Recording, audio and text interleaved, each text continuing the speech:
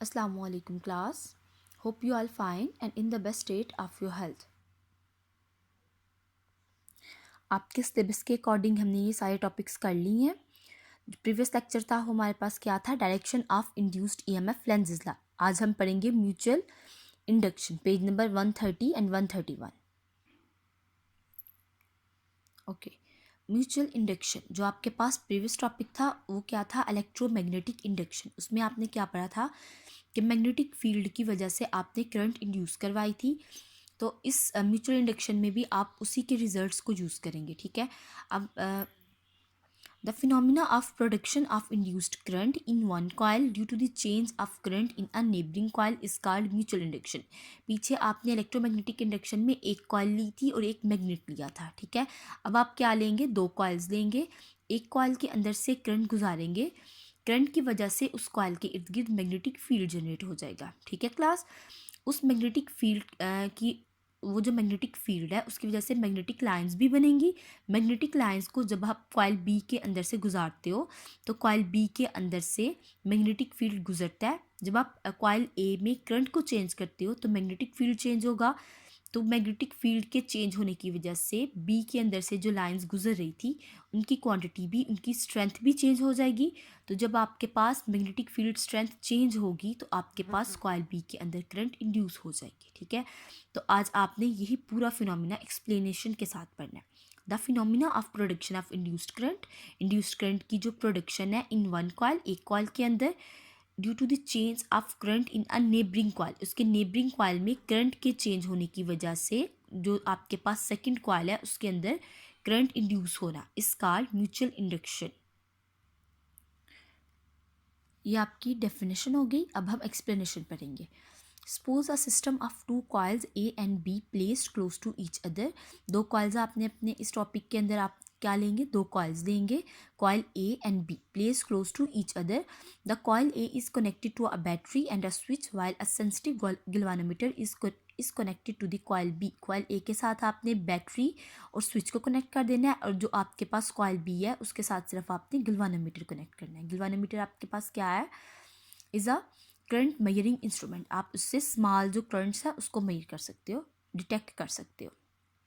We observe that as soon as the switch of the coil A is closed, the galvanometer show a momentary deflection. हम देखेंगे जब coil A के साथ जो हमने switch लगाया था वो क्लोज है. ठीक है. क्लोज मीन उसके अंदर से करंट गुजर रही है कॉइल ए के अंदर. तो कॉइल बी के साथ जो गैल्वेनोमीटर लगा हुआ है वो आपके पास एक मोमेंट्री डिफ्लेक्शन शो करेगा. ठीक है. कॉइल बी के साथ जो गैल्वेनोमीटर अटैच है उसमें डिफ्लेक्शंस हो रही हैं. इसका मतलब है जो कॉइल बी के अंदर भी करंट है जिसकी वजह से गैल्वेनोमीटर डिफ्लेक्ट कर रहा है. Similarly when the switch is open, जब स्विच ओपन है, ठीक है, जैसे ये खुला हुआ स्विच है तो आपकी बैटरी के अंदर से करंट नहीं गुजरेगी. ठीक है. The galvanometer again show a deflection. तो आपके पास ये जो गैल्वेनोमीटर है फिर डिफ्लेक्शन शो करेगा but this time it's direction is opposite to that of the previous case. अब अगर डिफ्लेक्शन पहले इस साइड की थी तो अब गैल्वेनोमीटर अपोजिट डायरेक्शन में डिफ्लेक्शन शो करेगा जब आप स्विच को ओपन करेंगे. ठीक है. इस सब की एक्सप्लेनेशन हम नेक्स्ट पढ़ते हैं, फिर आपको अच्छी तरह समझ आ जाएगी. We can explain these observation using Faraday law of electromagnetic induction. Faraday law of electromagnetic induction आपका प्रीवियस टॉपिक था. उसमें जो उसकी ऑब्जर्वेशन है, ये जो हमारे पास टॉपिक है इसकी ऑब्जर्वेशन है, उसमें हम Faraday law of electromagnetic induction use करेंगे. इलेक्ट्रोमैग्नेटिक इंडक्शन क्या आती है कि मैग्नेटिक फील्ड की वजह से अब हम करंट इंड्यूस करवा रहे थे इलेक्ट्रोमैग्नेटिक इंडक्शन के टॉपिक में. When the switch of the coil A is closed, a current begins to flow in the coil due to which magnetic field is developed across the coil. जब coil ए में, ये coil ए है primary coil, इसमें switch आपका क्या है, जब close है मतलब कि स्विच बंद है, स्विच क्लोज है तो बैटरी के अंदर से करंट गुजरना स्टार्ट करेगी कॉइल ए के अंदर से. ठीक है. When the switch of the coil A is closed, a current begins to flow in the coil. Coil के अंदर करंट फ्लो करना स्टार्ट कर देगी कॉइल ए के अंदर, जैसे कि आपके डायग्राम में दिखाया हुआ है. Due to which magnetic field is developed across the coil. तो इस कॉइल के अराउंड मैग्नेटिक फील्ड भी जनरेट हो जाएगा. Some of the magnetic lines of force of this field start passing through the coil B. अब coil B को आपने close रखा हुआ है कॉइल ए के, तो कॉइल ए में करंट गुजरने की वजह से इसके अराउंड मैग्नेटिक फील्ड जनरेट हो गया। मैग्नेटिक जो लाइंस हैं कॉइल बी के अंदर से भी कुछ लाइंस पास करेंगी, ठीक है। Sum of the magnetic lines of force of this field, जो फील्ड कॉइल ए के अराउंड जनरेट हुआ था उसकी जो लाइंस है वो कॉइल बी के अंदर से पास करेंगी, start passing through the coil B. Since current is changing in the coil A, अब हम क्या करेंगे, कॉइल ए के अंदर से जो गुजरने वाली करंट है उसको क्या करेंगे, चेंज करेंगे। Since current is changing in the coil A, hence number of magnetic lines of force across the coil B also changes, due to which a current is induced in the coil B in accordance with the Faraday's law. अब हमारे पास क्या होगा, coil A के अंदर जब current की value change होगी तो मैग्नेटिक फील्ड भी चेंज हो जाएगा और मैग्नेटिक लाइंस भी चेंज होंगी। अब जो बी में से पहले मैग्नेटिक लाइंस गुजर रही हैं, करंट की वैल्यू चेंज करने से बी के अंदर से जो मैग्नेटिक लाइंस, कॉइल बी के अंदर से जो मैग्नेटिक लाइंस पास हो रही थी उनकी स्ट्रेंथ चेंज हो जाएगी, ठीक है। इनकी स्ट्रेंथ चेंज होगी मतलब changing in magnetic field, magnetic field में चेंज आ गया, कॉइल बी के अंदर से जो लाइन गुजर रही थी उनमें चेंज आ गया, तो उसकी वजह से करंट इंड्यूस होगी, ठीक है। When current in the coil A becomes steady, number of magnetic lines of force across the coil A also becomes constant. अब अगर coil A के अंदर से जो करंट गुजर रही है वो स्टडी है, मतलब उसमें चेंज नहीं आ रहा, ठीक है। अगर कॉइल ए के अंदर से गुजरने वाली करंट में चेंज नहीं आ रहा तो कॉइल बी के अंदर जो मैग्नेटिक फील्ड लाइंस गुजर रही हैं उनमें भी चेंज नहीं आ रहा, ठीक है।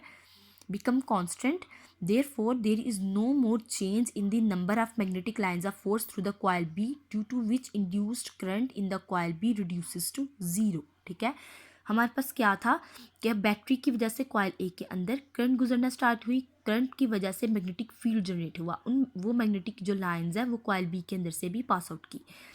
अब हमने करंट की वैल्यू को चेंज किया तो मैग्नेटिक फील्ड की वैल्यू चेंज हुई, कॉइल बी के अंदर से जो जो मैग्नेटिक फील्ड लाइंस गुजर रही थी इनकी वैल्यू भी, इनकी स्ट्रेंथ भी चेंज हुई। अब कॉइल बी के अंदर से मैग्नेटिक फील्ड लाइंस चेंज हुई तो मैग्नेटिक फील्ड लाइंस चेंज होगी तो करंट इंड्यूस हो जाएगी। ये म्यूचुअल हमने पीछे इलेक्ट्रोमैग्नेटिक इंडक्शन में पढ़ा था, तो कॉइल बी के अंदर करंट इंड्यूस हो जाएगी, ठीक है। अब अगर हमने पहली दफ़ा करंट चेंज की तो कॉइल बी के अंदर क्या हुआ, इंड्यूस करंट जनरेट होगी।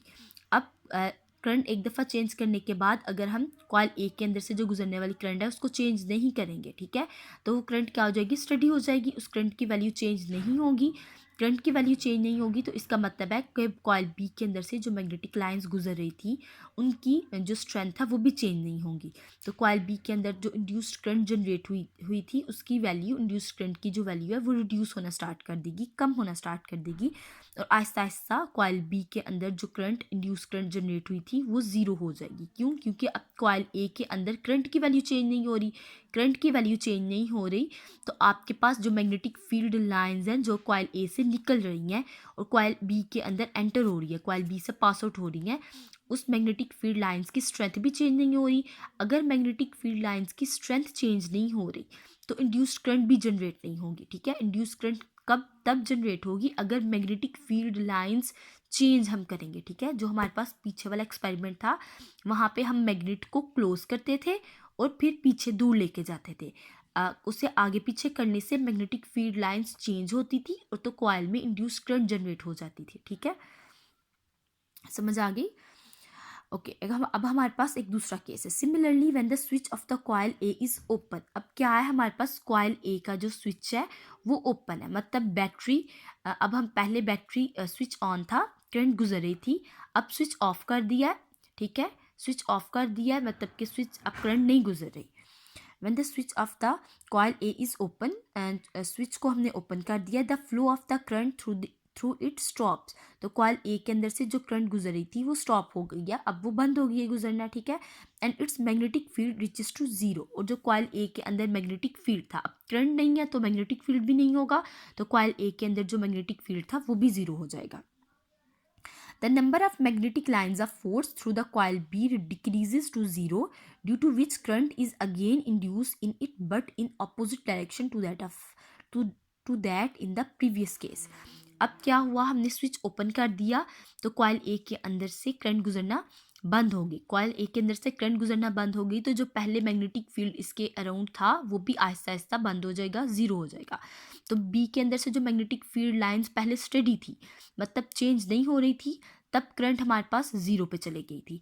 अब वो जो मैग्नेटिक फील्ड लाइंस है वो आहिस्ता आहिस्ता बैटरी पीछे से स्विच ओपन करने की वजह से, करंट ना होने की वजह से जो मैग्नेटिक फील्ड लाइंस ए के अराउंड थी वो जनरेट नहीं हो रही, तो बी में जो मैग्नेटिक फील्ड लाइंस गुजर रही थी वो आहिस्ता आहिस्ता ज़ीरो पे आ जाएगी, ठीक है, डिक्रीजेस टू ज़ीरो पे आ जाएगी।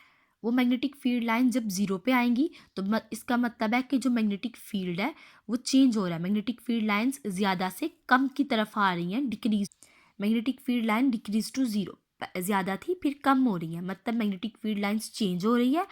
तो अब भी थोड़ी सी हमारे पास गैल्वेनोमीटर डिफ्लेक्शन शो करेगा, बट उसकी डिफ्लेक्शन अपोजिट डायरेक्शन में होगी, ठीक है। पहले मैग्नेटिक फील्ड लाइंस ज़्यादा हो रही थी, कम करंट हमने चेंज की तो मैग्नेटिक फील्ड लाइंस क्या हुई, ज़्यादा हुई, तो उसकी वजह से जो डिफ्लेक्शन गैल्वेनोमीटर शो करेगा, लेट्स सपोज जो पहले डिफ्लेक्शन थी वो इस तरफ थी, ठीक है, कॉइल की। अब हमारे पास ये जो इसके अंदर निडल होगी उसकी डिफ्लेक्शन ऑपोजिट डायरेक्शन में होगी जब हम करंट पीछे से स्विच ओपन कर देंगे, करंट फ्लो करना बंद कर देंगे, ठीक है। आपने ये सारा अच्छी तरह लर्न करना है। ओके, समराइज कर लेते हैं जो आज का हमारा टॉपिक था, म्यूचुअल इंडक्शन। हमारे पास दो कॉइल्स थी, कॉइल ए और बी। कॉइल ए को हमने स्विच और बैटरी के साथ कनेक्ट किया और कॉइल बी को हमने गैल्वेनोमीटर के साथ कनेक्ट किया। जब हमने स्विच को बंद किया, स्विच को क्लोज किया, तो बैटरी के अंदर से करंट गुजरना स्टार्ट होगी और कॉइल ए के अंदर से भी गुजरेगी। कॉइल ए के में करंट गुजरने की वजह से इसके अराउंड मैग्नेटिक फील्ड जनरेट हो जाएगा। कॉइल मैग्नेटिक फील्ड की वजह से जो मैग्नेटिक लाइंस प्रोड्यूस हो रही थी वो कॉइल बी के अंदर से भी गुजरेंगी। अब जब हम करंट की वैल्यू को चेंज करेंगे तो मैग्नेटिक फील्ड लाइंस की वैल्यू भी, स्ट्रेंथ भी चेंज होगी। इसका मतलब है कॉइल बी के अंदर से जो लाइंस गुजर रहे हैं उनकी स्ट्रेंथ ज़्यादा होगी या कम होगी, मतलब चेंज हो जाएगी। जब मैग्नेटिक फील्ड लाइंस की स्ट्रेंथ चेंज होगी तब हमारे पास कॉइल बी के अंदर करंट इंड्यूस हो जाएगी। वो जो इंड्यूस करंट है वो हमारे पास गैल्वेनोमीटर डिफ्लेक्ट करेगा तो हमें पता चल जाएगा कि कॉइल बी के अंदर से करंट गुजरना स्टार्ट हो गया है, ठीक है। अब हम क्या करेंगे, स्विच को ओपन कर देंगे तो करंट गुजरना बंद हो जाएगी। करंट गुजरना बंद हो जाएगी तो इसके अराउंड जो मैग्नेटिक फील्ड जनरेट था, जो लाइंस थी, वो भी आहिस्ता आहिस्ता ज़ीरो पे आ जाएंगी। तो पहले यहाँ पे कुछ लाइंस थी, जब यहाँ पे अब करंट गुजरना बंद हुई, फील्ड बंद हो गया, तो यहाँ पे जो लाइंस थी वो ज़्यादा से कम की तरफ, मतलब पहले थी और अब आहिस्ता आहिस्ता ज़ीरो पे जा रही हैं, मतलब मैग्नेटिक फील्ड लाइंस चेंज हो रही हैं। चेंज मैग्नेटिक फील्ड लाइंस में आएगा तो गैल्वेनोमीटर फिर से डिफ्लेक्शन शो करेगा, उसकी डिफ्लेक्शन पहले वाली डिफ्लेक्शन के ऑपोजिटली होगी, ठीक है। यही फिनोमिना हमने म्यूचुअल इंडक्शन की डेफिनेशन में पहले डिस्कस किया था। The phenomena of production of induced current in one coil due to change of current in neighbouring coil is called mutual induction. Okay class, अल्लाह हाफिज़।